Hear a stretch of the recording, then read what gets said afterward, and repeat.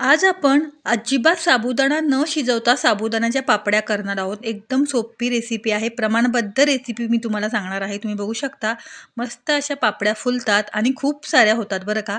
त्यासाठी 1 वाटी साबुदाणा रात्रभर भिजत ठेवला होता. आपण खिचडीसाठी जसा भिजवतो ना, तसा भिजत ठेवायचा आहे. आता सकाळी तुम्ही बघू शकता मस्त साबुदाणा भिजलेला आहे. आता काय करायचं आहे, आपण ज्या वाटीने साबुदाणा घेतला होता, त्याच वाटीने 5 वाटी पाणी घ्यायचं आहे आपण. आता इथे मी एक दुसरं पातेलं घेतलं आहे. त्यामध्ये त्याच वाटीने 5 वाटी पाणी आपण घेणार आहोत. हे प्रमाण आहे, अगदी परफेक्ट प्रमाण आहे. अजिबात तुमची रेसिपी चुकणार नाही. 3 वाट्या, 4 वाट्या आणि 5 वाट्या. आता हे पाणी आपण कडकडीत गरम करून घ्यायचं आहे. मी गॅसवर ठेवते आणि गरम करून घेते. हे बघा छान असं गरम करून झालेलं आहे. आता संपूर्ण पाणी आपण ह्या साबुदाण्यामध्ये घालायचं आहे. आणि आता हा साबुदाणा आहे आपण 2 तास झाकून ठेवणार आहोत. लगेचच आपल्याला झाकण ठेवायचं आहे. हे बघा संपूर्ण पाणी ह्यामध्ये मी घातलेलं आहे. आता काय करायचं आहे, थोडंसं मिक्स करून घेऊया आणि लगेचच झाकण ठेवायचं आहे. 2 तास हे साबुदाणे झाकूनच ठेवायचं आहे. अजिबात झाकण काढायचं नाही आहे. हे बघा. आता 2 तासानंतर आपण पाहूयात. तुम्हाला दाखवते. पातेलं गरम आहे. हाताला थोडेसे चटके बसतायत. 2 तासानंतर आपण पाहूयात. आता हे बघा 2 तास झालेले आहेत. छान असं ऊनसुद्धा आलेलं आहे वर. आणि तुम्ही आता बघू शकता साबुदाणा छान असा भिजलेला आहे. आपण गरम पाणी घातलं होतं त्यामुळे छान असा शिजलेला सुद्धा आहे. हे बघा. आता हा साबुदाणा आहे पुन्हा एकदा छान असा मिक्स करून घेऊया. हे बघा खाली थोडासा असा घट्टसर बसला होता त्यामुळे पुन्हा छान असं मिक्स करून घेते. मस्त आपला साबुदाणा पापड्या करण्यासाठी तयार आहे. आता काय करायचं आहे ते तुम्हाला सांगणार आहे. छान असा पुन्हा मिक्स करून घेऊया, वरखाली करून घेऊया. हे बघा अशा पद्धतीने. आता काय करायचं आहे, हे साबुदाण्याचं मिश्रण मिक्सरमध्ये घालायचं आहे आणि फाईन पेस्ट करून घ्यायची आहे.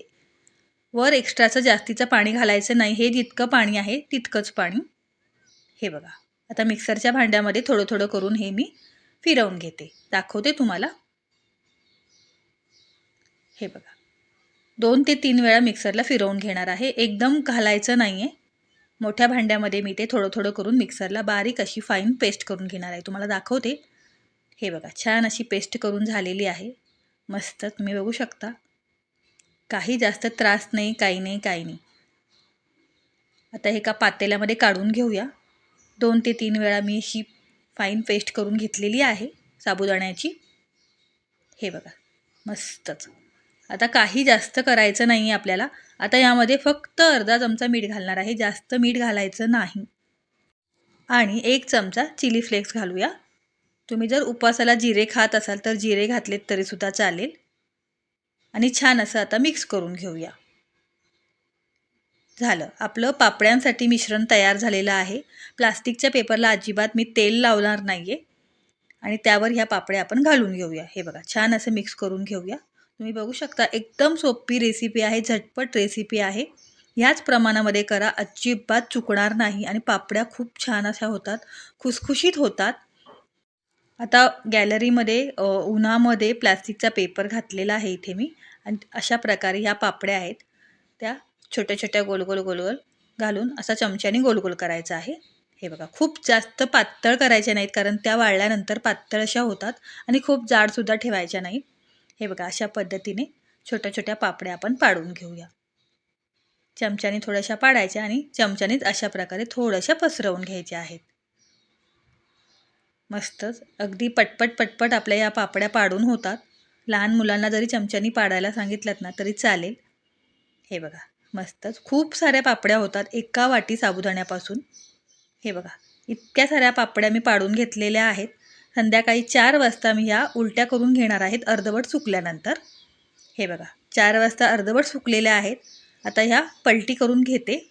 लक्षात ठेवा अर्धवट सुकल्यानंतर लगेचच पलटी करायच्या आहेत.